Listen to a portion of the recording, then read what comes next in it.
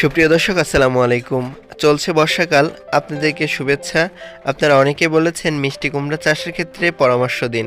আজকে মিষ্টি কুমড়া চাষের এমন একটি গুরুত্বপূর্ণ দ্রবণ তৈরি করে দেখাবো, আর যেটি মাত্র একবার খুব অল্প সময়ের মধ্যে তৈরি করে গাছে দিতে পারলে আপনাদের গাছগুলোতে বেশ ভালো পরিমাণে ফলন পাবেন, এমনকি সুস্থ সবল মিষ্টি কুমড়া ধরবে এবং গাছও তরতাজা হবে। এর পাশাপাশি কিছু ঘরোয়া উপাদান দিয়ে এমন একটি গুরুত্বপূর্ণ শক্তিশালী সার তৈরি করে তার সঠিক প্রয়োগ দেখাবো, আর যেটি মাত্র একবার প্রয়োগ করবেন। আর এমন কিছু পরিচর্যা দেখাবো যেটি আপনারা হাত দিয়ে কিংবা যে কোনোভাবেই আপনারা খুব সহজে এই ছোট কাজগুলো করতে পারলে আপনাদের মিষ্টি কুমড়া গাছে তো প্রচুর ফলন হবে, এর পাশাপাশি পোকার উপদ্রব কম হয়ে গাছগুলো আরও সতেজ হবে। এছাড়াও অনেকে বলেন মিষ্টি কুমড়া গাছে সাদা মাছি কিংবা ফ্রুট ফ্লাইয়ের উপদ্রব প্রচুর হচ্ছে, যাতে করে গাছে ছোট অবস্থায় ফলগুলো নষ্ট হয়ে যাচ্ছে। তাহলে কি করবেন? চলুন বিস্তারিত জেনে নেওয়া যাক পুরো ভিডিওটি দেখে। চলুন শুরু করি। শুরুতে একটি পাত্র নিতে হবে। আমরা এখানে একটি মগ ব্যবহার করেছি, আপনারা যে কোনো পাত্র ব্যবহার করতে পারেন। এবার এতে নিতে হবে, দেখতে পাচ্ছেন এটি কি জানতে চান? এটি হলো চা পাতা। হ্যাঁ, এটা আপনাদের সবার বাড়িতেই থাকবে, আপনারা নিয়ে নেবেন যতটুকু পারেন। আমরা এখানে 2 ব্যাগ পরিমাণ চা পাতা নিয়ে নিয়েছি, তবে এখানে অবশ্যই খেয়াল রাখবেন এটি যেন ব্যবহার করা চা পাতা হয়, কখনোই আনইউজড বা অব্যবহৃত চা পাতা নেবেন না। তো এখানে নিয়ে নিচ্ছি, নিয়ে অবশ্যই এটাকে কিছুক্ষণ এরকম করে নাড়ানাড়ি করে নেবেন, যাতে করে গুঁড়া গুঁড়া যেগুলো অংশ সেগুলো দলা বেঁধে না থাকে। তো দেখতে পাচ্ছেন ঠিক এই অবস্থায় নিয়ে নিতে হবে। চা পাতায় প্রচুর নাইট্রোজেন ফসফরাস থাকে। এবার এতে পরিষ্কার পানি নিতে হবে। কতটুকু নেবেন? আমরা এখানে 2 প্যাকেট চা পাতার জন্য নিয়ে নিয়েছি 1 লিটার পরিমাণ পরিষ্কার পানি। আপনারা নিয়ে নিতে পারেন। এবার নেওয়া হয়ে গেলে এটাকে অবশ্যই খুব ভালোভাবে নাড়াচাড়ি করতে হবে, যাতে করে এটাকে খুব সুন্দরভাবে পানির সাথে মিশে যায়। তো অনেক সময় দেখা যায় অনেকে নাড়াচাড়ি না করে অমনি রেখে দেন, এতে কিন্তু অবশ্যই গুণগত মানটাও কম হয়। তো এটাকে অবশ্যই এভাবে নাড়াচাড়া করে রেখে দিন 2 ঘন্টার জন্য। 2 ঘন্টা পর দেখতে পাবেন এই দ্রবণটার অনেকটাই কালার হয়েছে এবং নিচের দিকে চা পাতাগুলো অবশ্যই জড়ো হয়ে থাকবে। তো এই দ্রবণটা অবশ্যই আপনারা ব্যবহার করবেন সপ্তাহে 2 দিন, অর্থাৎ একবার 1 সপ্তাহ ব্যবহার করার পর গাছের গোড়ায় অবশ্যই নিয়মিত পানি দিতে হবে। এবার পরের সপ্তাহে ব্যবহার করলেও এরকম করে 2-3 সপ্তাহ যদি সঠিক নিয়ম মতো ব্যবহার করেন, গাছগুলো অনেক সতেজ হবে।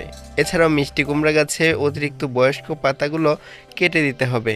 এতে করেও কিন্তু গাছের গোড়ায় আলো বাতাস ভালো পাবে এবং এতে করে কিন্তু গাছের বৃদ্ধি ভালো হবে এবং নতুন যে শাখা সেখানে প্রচুর ফলন হবে। এর পাশাপাশি আপনারা যে কোনো কম্পোস্ট কিংবা যে কোনো পচা পাতা সার দিয়ে দিতে পারেন। এতে করে কিন্তু মিষ্টি কুমড়া গাছে অল্প সময়ের মধ্যে বেশ ভালো পরিমাণ ফলন ধরানো সম্ভব। নিয়মিত পানি দেওয়ার ক্ষেত্রে কোনো বিকল্প নেই। আপনারা অবশ্যই 2 দিন পর পর পানি দেবেন। অতিরিক্ত পানি দিলে অনেক সময় দেখা যায় যে গাছগুলো মারা যেতে পারে, গাছের গোড়া পচে। এবং নিয়মিত সার দিলে কিন্তু গাছের গোড়ার কোনো ক্ষতি হবে না, বরঞ্চ গাছগুলো বেশি শক্তিশালী হবে। এবং আপনারা অনেক সময় দেখবেন যে গাছের গোড়ায় সার না দেওয়ার ফলে বা পানি না দেওয়ার ফলে গাছগুলো বাড়ছে না বা ছোট অবস্থায় হলুদ হয়ে যাচ্ছে।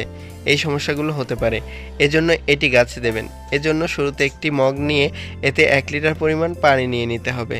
দেখতে পাচ্ছেন আমরা এখানে 1 লিটার পরিষ্কার পানি নিয়ে নিয়েছি। এবার নিতে হবে ম্যাশড করা কলা, অর্থাৎ 3 থেকে 4টি কলা সুন্দর করে চাকু দিয়ে কুচি কুচি করে নেবেন। এবার পুরো কলাটির এরকম করে 1 লিটার পানির মধ্যে দিয়ে দেবেন। আপনারা চাইলে হাত দিয়ে মেখেও এই কলাটি দিয়ে দিতে পারেন। এবার খুব সুন্দর করে এটাকে নাড়াচাড়া করে নিতে হবে। দেখতে পাচ্ছেন এভাবে বেশ কিছুক্ষণ ধরে নাড়াচাড়া করুন। এবার এতে একটি পাত্রে কিছু পরিমাণ পানি নিয়ে তাতে 2 চামচ পরিমাণ এই চা পাতা নিয়ে নিতে হবে। এবার খুব সুন্দর করে এটাকে গুলিয়ে নিতে হবে। এবার এটা গোলানো হয়ে গেলে অবশ্যই এই দ্রবণটি এই দ্রবণের সাথে, অর্থাৎ কলার খোসা বা কলার যে দ্রবণ রয়েছে তার সাথে মিশিয়ে দিতে হবে। এভাবে মিশিয়ে দিলে এখানে নাইট্রোজেন, ফসফরাস, পটাশিয়াম ও অন্যান্য মাইক্রো পুষ্টি উপাদানের সরবরাহ হবে এবং এই দ্রবণটি অবশ্যই আপনারা কিছুক্ষণ ঢেকে রাখতে হবে। আপনারা 2 দিন ঢেকে রাখতে পারেন। ঠিক এভাবে পলিথিন দিয়ে শুরুতে পেঁচিয়ে নিন, এভাবে 2 দিন ঢেকে রাখুন। এবার 2 দিন ঢেকে রাখলেই কিন্তু এই দ্রবণটি তৈরি হয়ে যাবে। আর এটি দেওয়ার ক্ষেত্রে একটি নিয়ম রয়েছে, এটি সরাসরি গাছে দেবেন না, কেননা এই দ্রবণে অতিরিক্ত পরিমাণ পুষ্টি উপাদান থাকায় অনেক সময় গাছের গোড়ায় দিলে গাছে পিঁপড়ার উপদ্রব হতে পারে। এজন্য অবশ্যই এর সাথে মিশিয়ে নিতে পারে হলুদের গুঁড়া। আপনারা অবশ্যই 1 চামচ পরিমাণ হলুদের গুঁড়া নিয়ে নেবেন। এতে করে কিন্তু গাছে কোনো প্রকার পিঁপড়ার উপদ্রব কিংবা শামুকের উপদ্রব হবে না। এতে করে কিন্তু এই কার্যকারিতা বৃদ্ধি পাবে এবং এই দ্রবণটি বেশ কিছুদিন ধরে ব্যবহার করতে পারবেন। আর এই দ্রবণটি তৈরি করে আপনারা অবশ্যই রেখে দিতে হবে। 1 সপ্তাহ রেখে দিতে পারেন। আর 1 সপ্তাহ রেখে যদি নিয়মিত 7 দিন পর পর ব্যবহার করেন তাহলে কিন্তু গাছে প্রচুর পরিমাণে মিষ্টি কুমড়া হবে। আর এই জৈব পদ্ধতিতে চাষাবাদ করলে প্রচুর ফলন পাবে। এছাড়া অনেক সময় দেখা যায় মিষ্টি কুমড়া গাছের পাতাগুলো হলুদ হয়ে যাচ্ছে কিংবা মিষ্টি কুমড়া গাছে প্রচুর মিষ্টি কুমড়া আসলেও সেগুলো নষ্ট হয়ে যাচ্ছে, কেননা পাতায় ঠিক এরকম হলুদ হয়ে পুড়ে যাচ্ছে। তাহলে কি করবেন? পাতা সবুজ অবস্থায় অবশ্যই আপনাকে বোরন সার নিয়মিত দিতে হবে। এর পাশাপাশি আপনারা চাইলে ঘরোয়া এই উপাদানটি স্প্রে করে দিতে পারেন। এজন্য 1 লিটার পানিতে 1 চামচ পরিমাণ হলুদের গুঁড়া খুব সুন্দর করে গুলিয়ে নিতে হবে। তো এভাবে সুন্দর করে গুলিয়ে নিয়ে গাছে স্প্রে করে দেবেন এবং গোড়ায়